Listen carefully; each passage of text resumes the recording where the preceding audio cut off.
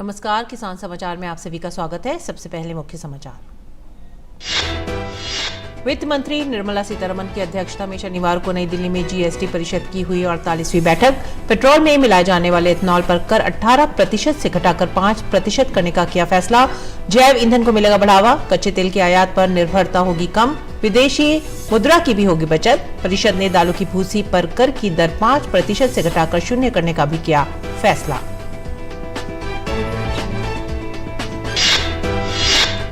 केंद्रीय कृषि मंत्रालय 20 दिसंबर को संसद भवन में सांसदों के लिए मोटा अनाज खाद्य उत्सव का करेगा आयोजन। कृषि राज्य मंत्री शोभा करंदलाजे ने मंत्रालय और भारतीय कृषि अनुसंधान परिषद के वरिष्ठ अधिकारियों के साथ की समीक्षा बैठक। उत्सव के दौरान मोटा अनाज से बने भोज्य पदार्थों का किया जाएगा प्रदर्शन।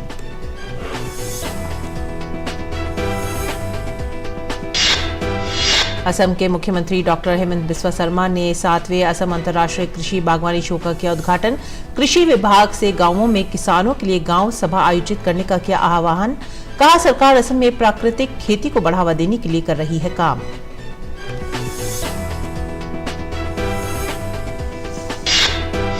मध्य प्रदेश के मुख्यमंत्री शिवराज सिंह चौहान की अध्यक्षता में हुई नर्मदा नियंत्रण मंडल की 76वीं बैठक। कहा, किसानों के लिए सिंचाई सुविधाओं में नहीं होगी कमी। सिंचाई परियोजनाओं को समय पर किया जाएगा पूरा।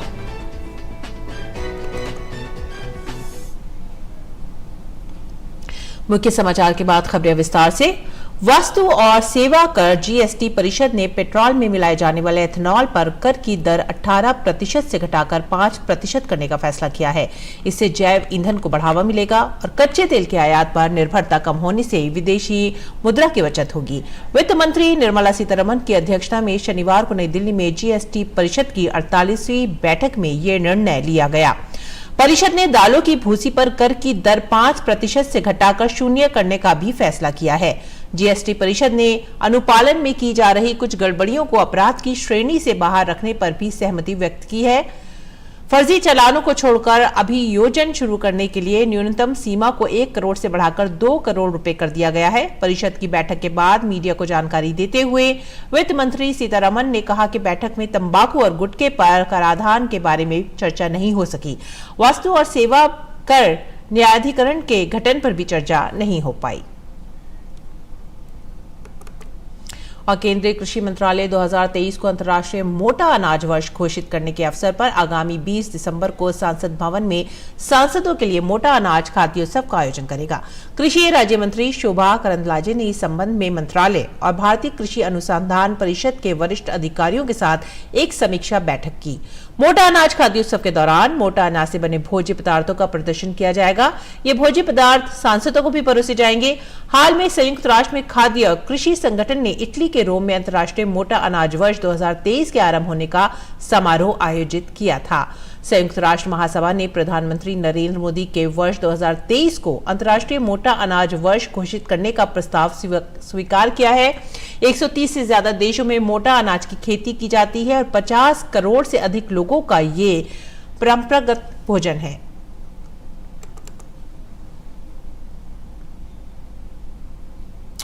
असम के मुख्यमंत्री डॉक्टर हेमंत बिस्वा शर्मा ने शनिवार को खानापारा में 7वें असम अंतर्राष्ट्रीय कृषि बागवानी शो का उद्घाटन किया।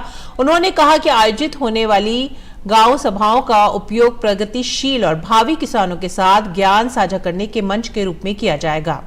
शर्मा ने कहा कि केंद्र और राज्य की सरकारें कृषि और इससे जुड़े क्षेत्रों को बढ़ावा देने के लिए कई योजनाएं चला रही हैं। इसके अलावा कृषि बागवानी क्षेत्रों में कई नवाचार भी हो रहे हैं।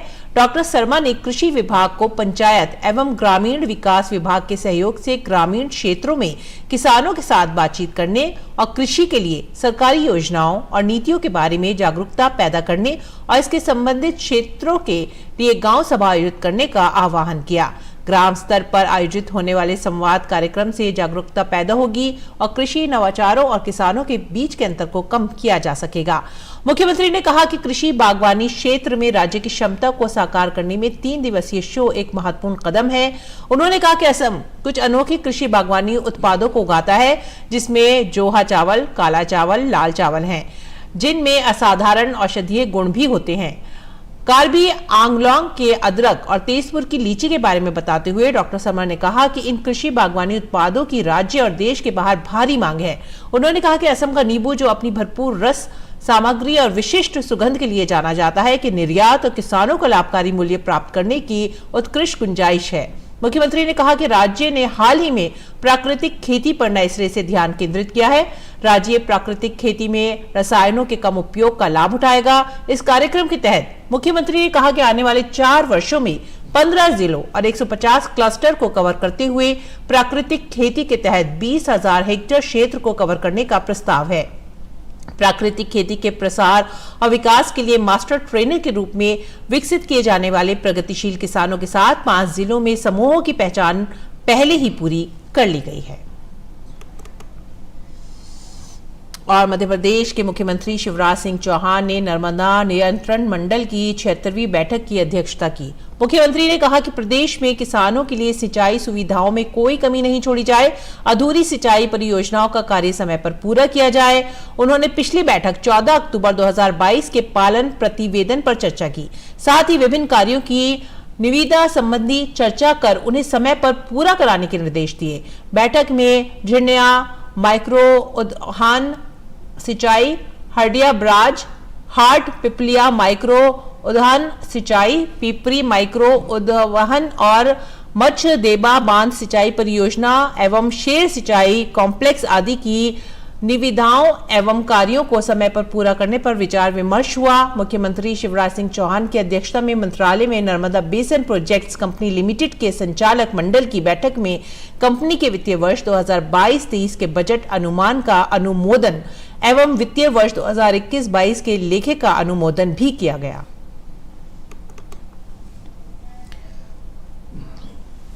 आगे बढ़ेंगे अगली खबर की तरफ। देश में जैविक खेती को बढ़ावा देने के लिए केंद्र सरकार लगातार काम कर रही है। भारत में जैविक मैन के नाम से विख्यात पूर्व सांसद और आर.के. सिन्हा इस दिशा में बीते 5 दशक से काम कर रहे हैं। जैविक खेती से भारत कृषि क्षेत्र में कैसे बनेगा आत्मनिर्भर, इस विषय पर हमारे संवाददाता ओपी यादव ने बात की देश में प्राकृतिक कृषि के प्रणेता आर.के. सिन्हा से। भारत सरकार देश में प्राकृतिक कृषि को बढ़ावा देने के साथ साथ परंपरागत कृषि पद्धतियों को आगे बढ़ाने के लिए लगातार काम कर रही है और इसी सरकार की संकल्पना को कई ऐसे लोगों जो निजी तौर पर भी आगे बढ़ा रहे हैं। अभी हमारे साथ आर.के. सिन्हा हैं, ऑर्गेनिक मैन के नाम से न केवल देश बल्कि दुनिया भर में विख्यात भी हैं और इन्होंने कई तरह के प्राकृतिक कृषि और जैविक खेती को लेकर नवाचार किए हैं। आइए बात करते हैं सिन्हा जी से, किस तरह भविष्य में भारत की कृषि की तस्वीर बदलेगी प्राकृतिक, जैविक और ऑर्गेनिक के जरिए। सर, अगर बात करें प्रधानमंत्री जी की जो संकल्पना है प्राकृतिक खेती को बढ़ावा देना, गोधन पंचगव्य को महत्व देना और भविष्य में भारत की जो सांस्कृतिक धरोहर है कृषि से संबंध उसको आगे बढ़ाना, तो किस तरह देखते हैं? नहीं, ये बिल्कुल सही है, क्योंकि जो देश की धरती जो है बहुत तेजी से बंजर होती जा रही है और जितने प्रकार की बीमारियां हैं जो आपने नहीं सुने हुए नाम, चाहे वो डायबिटीज़ है, ब्लड प्रेशर है, हार्ट से संबंधित बीमारियां हैं, दिमाग से संबंधित बीमारियां हैं, कैंसर है, किडनी फेलियर है, लीवर फेलियर है, ये सारा जो है ये खान पान की वजह से हो रहा है। और खान पान में प्रदूषण पैदा कर रहा है रासायनिक खाद और रासायनिक कीटनाशक। तो हमको वापस जाना पड़ेगा। गाय रखो, बछड़े अगर मान लीजिए आप बैलगाड़ी नहीं चलाते हो तो भी उनके गौमूत्र और गोबर से ही आप इतना उर्वरक और कीटनाशक बना लोगे कि आपकी खेती समृद्ध रहेगी, आपको कोई दिक्कत नहीं होगा। तो हम तो उसी पे गोबर पर आधारित उर्वरक और कीटनाशक पर ज़्यादा ध्यान देने के लिए कह रहे हैं लोगों को। रसायन युक्त जो खेती है उससे न केवल ज़मीन की उर्वरा शक्ति खराब हो रही है बल्कि जो ह्यूमन बींग्स है उनका स्वास्थ्य खराब हो रहा है और इसके रेजिडुअल इफेक्ट्स भी नेक्स्ट जनरेशन में भी देखने को मिल रहे हैं। इससे तमाम तरह की बीमारियां और खर्चा और आर्थिक संसाधनों का दुरुपयोग, तो इसको रोकने के लिए भविष्य में किस तरह की नई अपन तकनीक अपनाएं? देखिए, ऐसा है कि इसको रोकने के लिए एकदम से रुकेगा नहीं। जो 70 साल में अगर आपने रास्ता खराब कर दिया, एक दिन में तो रुकेगा नहीं। लेकिन आपको बता दें कि 15 लाख करोड़ रुपए का हम रासायनिक खाद और कीटनाशक इंपोर्ट कर रहे हैं। अगर हम ये सिद्ध कर लें कि इनके रासायनिक उर्वरकों और कीटनाशकों की बराबरी की शक्ति हमारे गाय के गोबर, गौमूत्र और हमारे वनस्पतियों में है, तो आप समझ लो, एक तो 15 लाख करोड़ का इंपोर्ट बंद होगा और दूसरे 15 लाख नहीं, कम से कम 30 लाख 50 लाख लोगों को अपने गांव में ही रोजगार मिलेगा। पंचगव्य की महत्ता पौराणिक काल से रही है, लेकिन वर्तमान में आधुनिक चिकित्सा पद्धतियां आने के बाद ये कहीं गौण हो गई।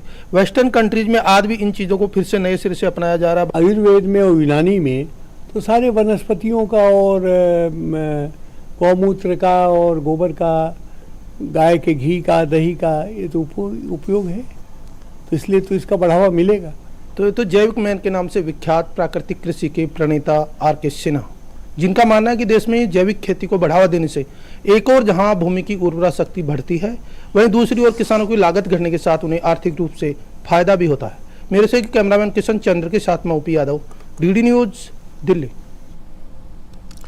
और भारतीय कृषि अनुसंधान संस्थान पूसा ने अपने दूसरे संस्थानों के साथ मिलकर ऐसे चने की प्रजाति को विकसित किया है जो सूखा प्रभावित इलाकों में भी अच्छी उपज देगी। केंद्रीय कृषि मंत्रालय ने ये जानकारी दी है। मंत्रालय ने बताया कि सूखा सह्यूषण और अधिक उपज देने वाली चने की किस्म पूसा JG16 किसानों के लिए लाभकारी सिद्ध होगी। यह किस्म मध्य प्रदेश, उत्तर प्रदेश के बुंदेलखंड क्षेत्र, छत्तीसगढ़, दक्षिणी राजस्थान, महाराष्ट्र और गुजरात के मध्यवर्ती सूखा प्रभावित क्षेत्रों में उत्पादकता को बढ़ाएगी। ये फसल अंतस्थ के समय सूखा और एक बड़ी समस्या है और कभी कभी उपज की 50 से 100% क्षति होती है।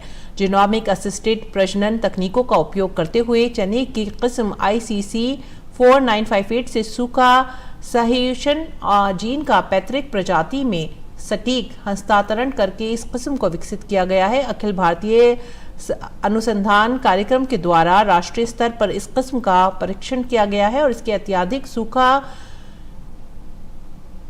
सह्यूषण होने की पुष्टि की गई है। कृषि और किसान कल्याण मंत्रालय ने कहा है कि यह किस्म देश के सूखा प्रभावित मध्यवर्ती क्षेत्र के किसानों के लिए जलवायु परिवर्तन की स्थिति से निपटने के लिए वरदान साबित होगी। उन्होंने इसे उत्कृष्ट उपलब्धि के लिए प्रजनकों और सभी भागीदारों को भी बधाई दी। गुजरात के कृषि विभाग ने किसानों को खाद की उपलब्धता को लेकर आश्वस्त किया है। रबी फसल के लिए राज्य के जरूरत के अनुसार खाद्य उपलब्ध है। कृषि निदेशक ने किसानों से अनावश्यक तौर पर खाद के संग्रह करने से बचने की अपील की है। कृषि निदेशक ने बताया कि रबी के मौसम के लिए किसानों को समय पर और जरूरत के अनुसार खाद आपूर्ति के लिए कृषि मंत्री के मार्गदर्शन में व्यवस्था बनाई गई है। उन्होंने कहा कि राज्य में मुख्य खाद के तौर पर यूरिया, DAP और PK का उपयोग किया जाता है। किसानों को राहत दर पर खाद उपलब्ध कराने के लिए केंद्र सरकार ने खाद पर बड़ी रकम सब्सिडी दी है। चालू वर्ष में अच्छी बारिश के कारण बुवाई अच्छी हुई है। खेती के लिए खाद जरूरी है। रबी के मौसम में किसानों को समय पर और जरूरत के अनुसार खाद उपलब्ध कराने की सारी व्यवस्था बनाई गई है। केंद्र सरकार ने रबी और खरीफ की फसल के लिए राज्य के लिए 12.50 lakh metric ton urea, 2.50 lakh metric ton DAP, 2.85 lakh metric ton PK और 60,000 मीट्रिक टन MOP का जत्था मंजूर किया है। राज्य के कृषि निदेशक ने रासायनिक खाद की कमी से संबंधित बातों को निराधार बताया है। उन्होंने कहा कि हाल में 1.98 lakh metric ton urea, 43,000 metric ton DAP, 97,000 metric ton NPK और 25,000 मीट्रिक टन MOP का जत्था उपलब्ध है। इसके अलावा खाद कंपनियों की ओर से भी नियमित रूप से सड़क और रेल मार्ग से खाद की आपूर्ति की जा रही है। हिमाचल प्रदेश में बागवानी को और अधिक सुदृढ़ करने के लिए उद्यान विभाग बागवानों को उन्नत किस्म के पौधों को उपलब्ध करवाएगा। उद्यान विभाग ने बताया कि विभाग इस वर्ष भी आयातित एवं स्वयं उत्पादित फल पौधों की बिक्री 15 दिसंबर 2022 से शुरू कर देगा। विश्व बैंक द्वारा वित्त पोषित HPHDP परियोजना के तहत लगभग 3 से 4 लाख आड़ू, 7 से 8 लाख सेब, नाशपाती, आड़ू, प्लम, चेरी, खुमानी, अखरोट, रोगमुक्त पौध सामग्री की बिक्री की जा रही है। उन्होंने कहा कि पौध वितरण पहले आओ पहले पाओ के आधार पर किया जाएगा। हालांकि पहली वरीयता उन क्लस्टर किसानों को दी जाएगी जिन्होंने पहले ही अपने संबंधित विकासखंड अधिकारियों के समक्ष अपनी मांग रखी है और विश्व बैंक द्वारा उन्हें वित्त पोषित HPHD परियोजना में शामिल किया गया है। उन्होंने कहा कि यदि पौध उपलब्ध होगी तो अन्य गैर क्लस्टर किसानों को भी पौधे प्रदान किए जाएंगे।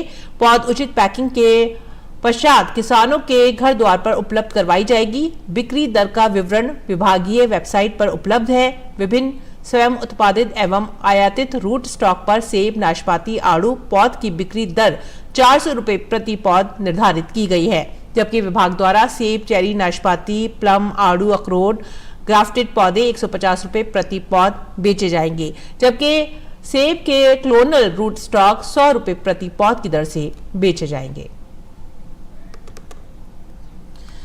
छत्तीसगढ़ में किसानों से समर्थन मूल्य पर धान खरीद का आंकड़ा अनुमानित लक्ष्य 110 लाख मीट्रिक टन की ओर निरंतर बढ़ता जा रहा है। धान खरीद महाअभियान के तहत अब तक 49,27,000 मीट्रिक टन धान का उपार्जन हो चुका है, जिसके एवज में राज्य के 12,70,000 किसानों को 10,133 करोड़ रुपए का भुगतान बैंक लिंकिंग व्यवस्था के तहत किया गया है। पिछले वर्ष धान खरीद के साथ साथ कस्टम मिलिंग का कार्य सुचारू रूप से संपन्न हुआ था। किसानों को धान विक्रय में सहूलियत एवं मिलर्स के धान उठाव के लिए बारदाने की भी बेहतर व्यवस्था के कारण सफलतापूर्वक धान की खरीद एवं कस्टम मिलिंग हुई थी। पिछले वर्ष की तरह इस वर्ष भी धान खरीदी के साथ साथ कस्टम मिलिंग के लिए निरंतर धान का उठाव जारी है। अब तक 37,43,000 मीट्रिक टन धान के उठाव के लिए DO जारी किया गया है, जिसके एवज में मिलर्स द्वारा 28,98,000 मीट्रिक टन धान का उठाव किया जा चुका है। खाद्य विभाग के सचिव टोपेश्वर वर्मा ने बताया कि राज्य सरकार द्वारा किसानों से समर्थन मूल्य पर धान खरीदने के लिए सामान्य टोकन के साथ ही ऑनलाइन टोकन जारी करने की व्यवस्था भी की गई है, जिसके चलते किसानों को सहूलियत होने लगी है। बड़ी संख्या में किसान टोकन तुनहर हाथ ऐप के माध्यम से धान बेचने के लिए अपनी मर्जी के मुताबिक तिथि का चयन कर रहे हैं। उन्होंने बताया कि इस साल राज्य में 25.92 लाख किसानों का पंजीयन हुआ है, जिसमें लगभग 2.26 लाख नए किसान भी शामिल हैं। जांजगीर के नेला क्षेत्र के पाली के एग्रीकल्चर छात्र अभिषेक पाल ने एक मिसाल कायम की है। वो कृषि में पढ़ाई के साथ केले की खेती करके हर साल लाखों रुपए की बचत कर रहे हैं। अभिषेक के प्रयासों की कृषि वैज्ञानिक और स्थानीय जनप्रतिनिधियों ने भी बेहद तारीफ की है। अभिषेक पाल अपने गांव में 1 एकड़ जमीन में केले की खेती कर रहे हैं। दरअसल कोरोना काल में जब ऑनलाइन पढ़ाई हो रही थी, तब अभिषेक ने कुछ अलग करने की ठानी और परिवार की आय बढ़ाने के उपायों के बारे में सोचा। फिर किया था, घर पर रहकर पढ़ाई के साथ साथ केले की खेती की शुरुआत की। अभिषेक की कोशिश रंग लाई और पिछले 3 साल में केले की खेती से अभिषेक को लाखों की आय हुई है। खाली जमीन पड़ा था और एग्रीकल्चर के छात्र होते हुए मेरे को लगा कि यहाँ पास कुछ करना चाहिए बोल के, और लॉकडाउन का भी समय था, सभी लोग घर में थे, ऑनलाइन क्लासेस था, तो मैं सोचा कि घर पे बैठकर कुछ किया जाए। तो अब इसी में का निकाला कि कौन सा फसल अच्छा होगा, तो उसमें से मेरे को लगा केला अच्छा है। इधर का फसल सबका होता है बट केला का कम होता है इधर, तो मैं किया केला ही का फसल कर लेना चाहिए बोल के, तो वैसे मन पे आया और किया और रिजल्ट भी बहुत अच्छा है सर। तो इसी को करना चाह रहा हूँ और आगे भी। अब अभिषेक केले की खेती का रकबा बढ़ाकर इसे और विस्तार देना चाहते हैं और इसके लिए युवाओं को अपने साथ जोड़ रहे हैं। वो चाहते हैं कि और भी युवा पढ़ाई के साथ साथ खेती से जुड़कर अपनी आय में इजाफा करें। कृषि वैज्ञानिक भी अभिषेक के प्रयास की सराहना कर रहे हैं। अभिषेक एग्रीकल्चर कॉलेज रायगढ़ में पढ़ रहा है, 4th ईयर का छात्र है और संपर्क में है वो, और कंटिन्यू बहुत अच्छा काम कर रहा है कि वो एग्रीकल्चर पढ़ाई के साथ साथ अपने घर के मदद से उसने केले की जो खेती की हुई है ये अच्छी प्रॉफिटेबल है। कुछ फसल ऐसी हैं जैसे पपीता, केला, इसमें अर्निंग 6 महीने 8 महीने में आना चालू हो जाती है, और इसी तारतम्य में अभिषेक ने जो काम किया है निश्चित तौर पे सराहनीय है। बहुत अच्छा है, दूसरे नौयुवा को अच्छा सीख मिलेगा इससे, और ये ज़्यादा से ज़्यादा नौयुवा किसको करे, और इससे बहुत अच्छा बेनिफिट है। देख रहे हैं हम लोग, आप लोग भी देख रहे हो, बहुत अच्छा इसका वो है फ़ायदा है, और काफ़ी अच्छा से किए हुए हैं खेती को केले का। पिछले 2-2.5 साल से। गांव के कई युवा जहां पढ़ाई करके नौकरी के लिए शहरों का रुख करते हैं, तो वहीं अभिषेक पाल युवाओं को आर्थिक सशक्तिकरण की एक नई राह दिखा रहे हैं। Bureau report, DD news. और आइए बात करेंगे मंडी भाव की। देखते हैं क्या रहा देश भर की मंडियों में भाव।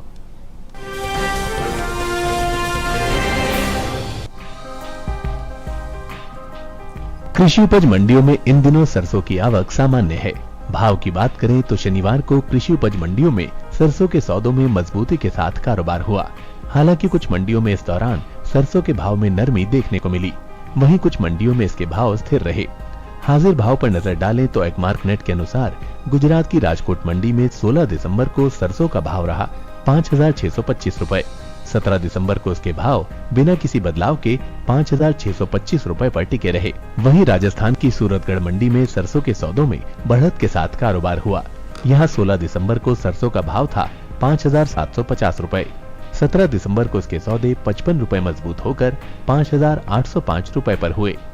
उत्तर प्रदेश की बात करें तो यहाँ की आगरा मंडी में 16 दिसंबर को सरसों का भाव रहा 6,480 रुपए, जो कि 17 दिसंबर को 30 रुपए टूटकर 6,450 रुपए हो गया।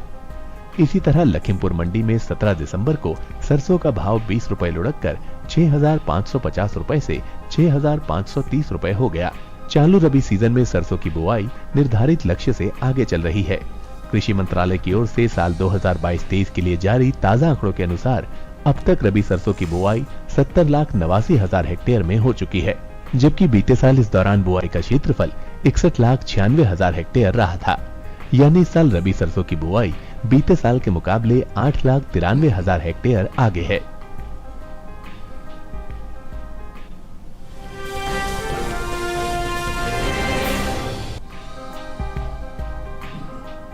शनिवार को राजस्थान की जयपुर मंडी और उत्तर प्रदेश की हाथरस मंडी में बाजरे के सौदे मजबूती के साथ हुए। वहीं आगरा और राजकोट मंडी में बाजरे की खरीद स्थिर भाव पर हुई। इसके हाजिर भाव पर नजर डालें तो मंडियों में बाजरे के भाव कुछ इस तरह रहे।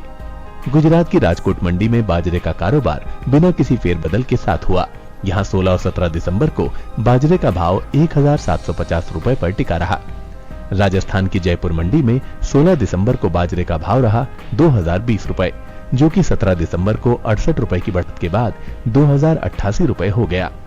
इसी तरह उत्तर प्रदेश की हाथरस मंडी में भी बाजरे की खरीद मजबूती के साथ हुई।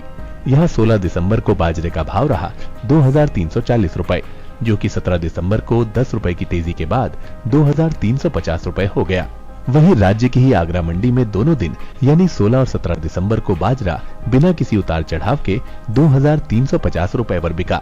मोटे अनाज में शामिल रबी बाजरे की बुआई बीते साल से पीछे चल रही है। कृषि मंत्रालय की ओर से साल 2022-23 के लिए जारी ताजा आंकड़ों के अनुसार अब तक रबी बाजरे की बुआई 12,000 हेक्टेयर में हो चुकी है, जबकि बीते साल इस दौरान बुआई का क्षेत्रफल 13,000 हेक्टेयर रहा था। यानी इस साल रबी बाजरे की बुआई बीते साल के मुकाबले 1,000 हेक्टेयर पीछे है।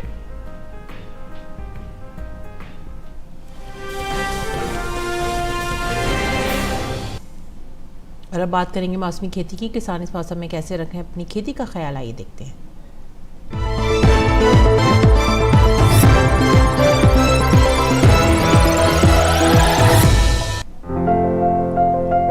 गुजरात के किसान चने की अच्छी पैदावार के लिए इसे खरपतवार से मुक्त रखें। गुजरात में बैंगन और आम में फल चूसक कीट दिखाई दे तो ऐसे पौधों को उखाड़कर जला दें। साथ ही रोग अधिक हो तो इसकी रोकथाम के लिए नीम आधारित कीटनाशकों का इस्तेमाल करें। गुजरात में टमाटर में लीफ कर्ल वायरस की रोकथाम के लिए ऐसे पौधों को हटा दें। साथ ही टमाटर में सफेद मक्खी को नियंत्रित करने के लिए नीम आधारित कीटनाशकों का छिड़काव कर लें। गुजरात में स्ट्रॉबेरी में धान की पराली से परवाल लगा दें। साथ ही इसकी आवश्यकता अनुसार सिंचाई करते रहें। गुजरात के गन्ना किसान बेसल खुराक के रूप में गन्ने में सिंगल सुपर फॉस्फेट का प्रयोग करें। गुजरात में सेम की फसल की अच्छी पैदावार के लिए इसे खरपतवार से मुक्त रखें। सेम में फूल आने की अवस्था में इसकी हल्की सिंचाई करें। गुजरात में आलू की बुआई के बाद वापसा स्थिति में निराई गुड़ाई करें। आलू की फसल की 10 से 15 दिन के अंतराल पर सिंचाई करते रहें। महाराष्ट्र में 4 से 6 सप्ताह पुराने बैंगन और मिर्च के पौधों की रोपाई जारी रखें। महाराष्ट्र के सिंधुदुर्ग जिले में सुरु गन्ने की बुआई जारी रखें। यहाँ के किसान लोबिया, मूंगफली और सब्जियों की समय समय पर सिंचाई करें। महाराष्ट्र में 10 या 12 दिन पुरानी सरसों की गुड़ाई कर लें। साथ ही यहाँ 10 या 12 दिन पुरानी मूंगफली में गैप भरने का काम करें। महाराष्ट्र में इस मौसम में आम की अच्छी पैदावार के लिए पोटेशियम नाइट्रेट के घोल का छिड़काव करें। महाराष्ट्र में स्वीट कॉर्न और बेबी कॉर्न में फॉल आर्मीवर्म के नियंत्रण के लिए 5% नीम के अर्क का छिड़काव करें।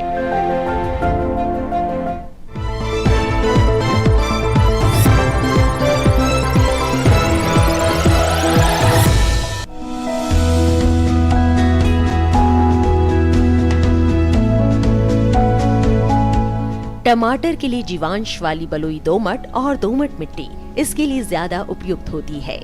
1 हेक्टेयर बुआई के लिए सामान्य किस्म का 400 से 500 ग्राम बीज चाहिए, जबकि संकर किस्म का 150 से 200 ग्राम बीज ही पर्याप्त होगा।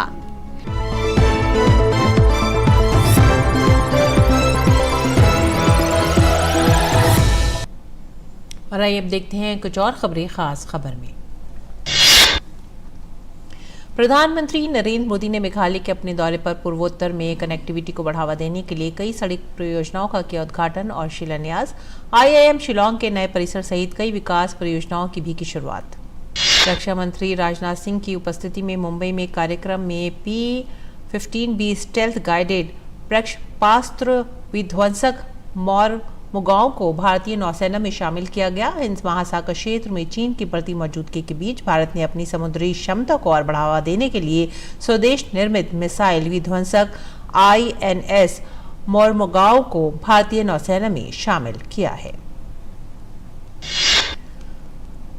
ग्रेटर नोएडा एक्सप्रेसवे पर सुबह एक बड़ा हादसा हो गया है। एक्सप्रेसवे पर 2 बसों की टक्कर में 3 लोगों की मौत हो गई, वहीं 10 लोग घायल हुए हैं। मध्य प्रदेश की शिवपुरी से दिल्ली जा रही बस और उत्तर प्रदेश के प्रतापगढ़ से आनंद विहार जा रही बसें एक दूसरे से टकरा गईं।